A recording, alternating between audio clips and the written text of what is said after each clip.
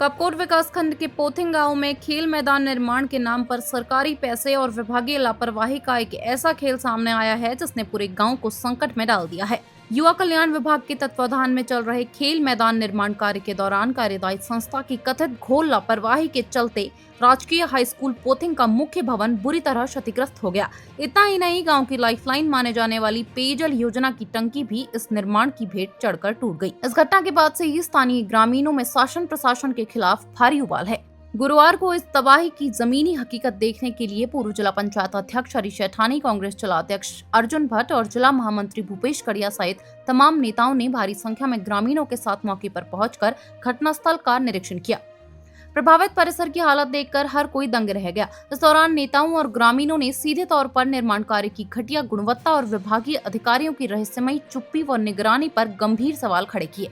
मौके पर मौजूद पूर्व जिला पंचायत अध्यक्ष ने सीधा आरोप लगाया कि जब यह निर्माण कार्य चल रहा था तब न तो कोई अवर अभियंता, न सहायक अभियंता और न ही कार्यदायी संस्था का कोई जिम्मेदार अधिकारी मौके पर मौजूद था। पूरी परियोजना को बेलगाम और मनमाने ढंग से अंजाम दिया जा रहा था। उन्होंने तल्ख लहजे में कहा कि अधिकारियों की इसी दफ्तरशाही और घोर अनदेखी का नतीजा है कि आज बच्चों का स्कूल भवन और ग्रामीणों के पीने का सहारा पूरी तरह तबाह हो चुका है। नेताओं और ग्रामीणों ने एक सुर में शासन से पुरजोर मांग की है कि विद्यालय भवन और पेयजल योजना को हुए इस भारी नुकसान की पाई की भरपाई संबंधित विभाग और दोषी कार्यदायी संस्था की जेब से कराई जाए। साथ ही इस पूरे मामले की निष्पक्ष उच्च स्तरीय जांच कर लापरवाह अधिकारियों और कर्मचारियों को तत्काल निलंबित कर सख्त कार्रवाई की जाए।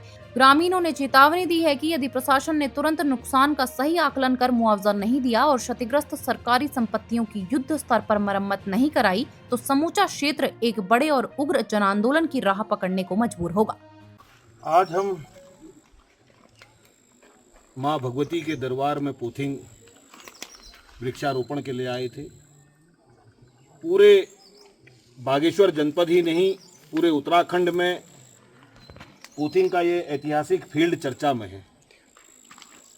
चर्चा में इसलिए भी है, शिक्षा और खेल दोनों का सामंजस्य बैठना आज की तारीख में सबसे बड़ी जीत है युवाओं के लिए। ये विद्यालय जो ये आपदा से बुलाई हुई आपदा से ग्रसित हुआ है, ये हाई स्कूल पोथिंग है। शुक्र है उस दिन बच्चे छुट्टी होने की वजह से विद्यालय के अंदर कोई नहीं था। लोगों ने जो नॉन टेक्निकल जो हैं उनके हिसाब से ये फील्ड बहुत सुंदर बना है, लेकिन इस फील्ड ने एक इतिहास ये भी रचा है। कार्यदायी संस्था का एक भी अधिकारी, एक भी कर्मचारी, एक भी दिन पोथिंग गांव में इनका मानक चेक करने के लिए आतिथि तक नहीं आया। यहां पर को ये दीवार जो 7 मीटर हाइट की लगभग दीवार है, उसको कायदे से विभाग के सहायक अभियंता और अवर अभियंता ने आकर इसकी डिजाइन देनी चाहिए थी। गांव वालों को समझाना चाहिए था कि इस डिजाइन के हिसाब से हम ये दीवार बनाएंगे और ये दीवार तब तक टिकी रहेगी जब तक ये डिजाइन ड्रॉ जो होता है 25 से 30 साल के लिए होती है। लेकिन ये दीवार तो खुद तो अपना आपदाग्रस्त हो गई, साथ में शिक्षा के मंदिर में हाई स्कूल पोथिंग को भी आपदाग्रस्त कर गई। अनियमितताओं को लेकर लगातार यहाँ के जनप्रतिनिधिगण, यहाँ के युवा साथीगण लगातार इसके बारे में आवाज उठाते रहे हैं। सामने वो जो मंदिर दिख रहा है सामने आपको, उस मंदिर के पास में जहाँ पर वो लोग खड़े हैं, दीवार टूटी है, वहाँ पर कोई पेयजल का टैंक था पोथिंग के गांव के लिए। आज वो टैंक भी ठेकेदार की मनमानी की वजह से ध्वस्त हो गया।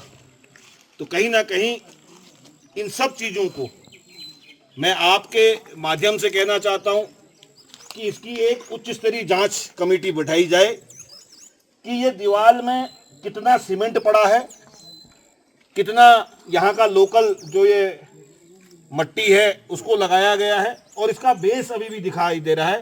तो उस अवर अभियंता की एमबी को चेक किया जाए कि उसने किस तरह से भुगतान इसका संबंधित कार्यदायी संस्था ने ठेकेदार को किया है। ये कहीं ना कहीं विकास की बातें करने वाले लोग कहीं ना कहीं कपकोट में विनाश की तरफ को ले जाते हुए हैं, अनियंत्रित विकास जिसको मैं बार बार कहता हूं।